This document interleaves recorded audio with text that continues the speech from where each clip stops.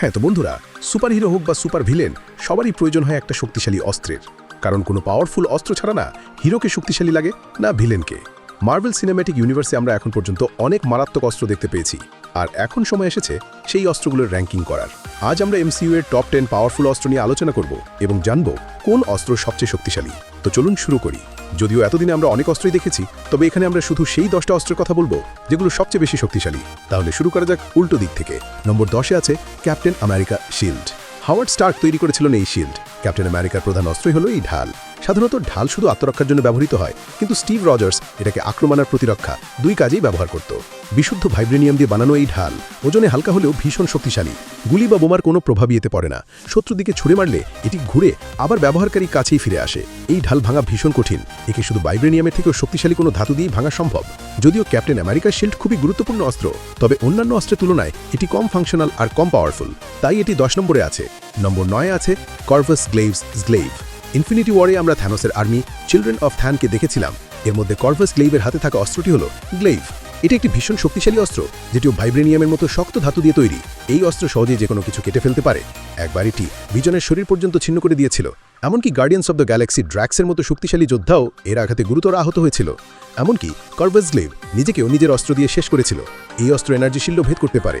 নম্বর 8-এ আছে double edged sword. Avengers এন্ড গেমে প্রথমবার আমরা থ্যানোসের এই দ্বিমুখী তরবারি দেখেছিলাম। এটি থ্যানোসের প্রধান অস্ত্র, যেটি দিয়ে সে অসংখ্য যোদ্ধাকে শেষ করেছিল। যদিও সিনেমায় আমরা এটাকে বেশি ব্যবহার হতে দেখিনি, কিন্তু যখন থ্যানোস এটি ব্যবহার করেছিল তখন ভয়াবহ ধ্বংস ঘটিয়েছিল। এই তরবারি একসাথে বহু আক্রমণ সামলাতে সক্ষম হয়েছিল। সবচেয়ে বড় বিষয় হলো এটি ক্যাপ্টেন আমেরিকার শিল্ড পর্যন্ত ভেঙে দিয়েছিল। উল্লেখযোগ্য বিষয়, শিল্ড আর তরবারি দুটোই এক ধরনের শক্ত ধাতু দিয়ে তৈরি। নম্বর 7-এ আছে ইয়াকা অ্যারো। এটি একটি ছোট্ট অস্ত্র, যেটি ইউন্ডুরের বিশেষ অস্ত্র ছিল। এটি ইয়াকা মেটাল দিয়ে তৈরি। একে কন্ট্রোল করার জন্য একটা কন্ট্রোলার লাগে, যেটি কানে পড়ে শীষ দিয়ে এর গতি আর দিক নির্ধারণ করা হয়। দেখতে সাধারণ মনে হলেও এটি অত্যন্ত মারাত্মক। শত্রুর শরীর ভেদ করা থেকে শুরু করে অনেক শক্ত বস্তু পর্যন্ত সহজেই কেটে ফেলতে পারে। এর গতি এত দ্রুত যে চোখের পলক ফেলার আগে একাধিক শত্রুকে হত্যা করতে পারে। নম্বর 6-এ আছে কাস্কাট অফ এনশিয়েন্ট উইন্টার্স। এই অস্ত্র নিয়ে খুব একটা আলোচনা হয় না, কিন্তু এটি ভীষণ শক্তিশালী। এর মাধ্যমে প্রতিপক্ষকে নিজের নিয়ন্ত্রণে আনা যায়। পুরো একটা প্ল্যানেটকে মুহূর্তে বরফে ঢেকে নামা সম্ভব। এই অস্ত্র ব্যবহার করে বরফের দানবেরা বিভিন্ন গ্রহ দখল করেছিল।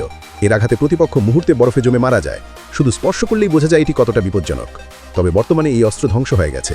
নম্বর 5-এ আছে কসমি রড। এটি এক ধরনের ইউনিভার্সাল অস্ত্র, ভীষণ শক্তিশালী। শুধু যুদ্ধক্ষেত্রে আক্রমণই নয়, এর ভিতর আরও কিছু বিশেষ ক্ষমতা আছে। এটি মারাত্মক এনার্জি ব্লাস্ট তৈরি করতে পারে। সবচেয়ে অবাক করা ব্যাপার হলো এটি ইনফিনিটি স্টোনকেও সামলাতে পারে, যা সাধারণ কোনো অস্ত্রের পক্ষে অসম্ভব। পাওয়ার স্টোনের সাথে যুক্ত হওয়ার পর এটি আরও মারাত্মক হয়ে উঠেছিল। এর সাহায্যে সে ভয়ঙ্কর এনার্জি আক্রমণ চালাতে পারত এবং পুরো একটা প্ল্যানেট ধ্বংস করে দিতে সক্ষম ছিল। নম্বর 4-এ আছে মিয়লনির। এটি থরের সবার প্রিয় অস্ত্র। শক্তির পাশাপাশি এটি বজ্রবিদ্যুৎকে শোষণ করে তার নির্দিষ্ট দিকে ছুড়ে দিতে পারে। এর সাহায্যে এনার্জি ব্লাস্ট চালানো যায় এবং বজ্রের শক্তি নিয়ন্ত্রণ করা সম্ভব। মিয়লনিরের সবচেয়ে বড় বিশেষত্ব হলো কেবল যোগ্য ব্যক্তিরা এটি তুলতে পারে এবং এর ক্ষমতা ব্যবহার করতে পারে।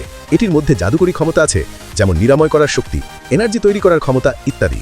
নম্বর 3-এ আছে গানগির। এটি আসগার্ডের অন্যতম শক্তিশালী অস্ত্র, যেটি আসগার্ডের রাজারা ব্যবহার করেছেন। প্রথমে বোর, তারপর ওডিন এটি ব্যবহার করেছিলেন। এর মাধ্যমে বহু যুদ্ধ জয় করা হয়েছিল। এটি ভয়ঙ্কর এনার্জি ব্লাস্ট ছুটতে পারে, প্রতিপক্ষকে মুহূর্তে শেষ করে দিতে সক্ষম। এর সাহায্যে পুরো আসগার্ডের ক্ষমতা নিয়ন্ত্রণ করা যেত। তবে এটি আসগার্ড ধ্বংস হওয়ার সময় ধ্বংস হয়ে গেছে। নম্বর 2 আছে স্টর্ম ব্রেকার। মিয়লনির ভেঙে যাওয়ার পর থর নিজের জন্য নতুন অস্ত্র বানিয়েছিল, স্টর্ম ব্রেকার। এটি এখন পর্যন্ত আসগার্ডের সবচেয়ে শক্তিশালী অস্ত্র। শুধু আঘাত বা কাটা নয়, বরং এর মাধ্যমে থরের শক্তি বহুগুণ বৃদ্ধি পায়। এটি সরাসরি বিফ্রস্ট খুলতে পারে, ফলে মহাবিশ্বে যে কোনো স্থানে মুহূর্তে পৌঁছানো যায়। এমনকি এটা ইনফিনিটি গন্টলেটের শক্তির সাথেও লড়াই করতে পারে।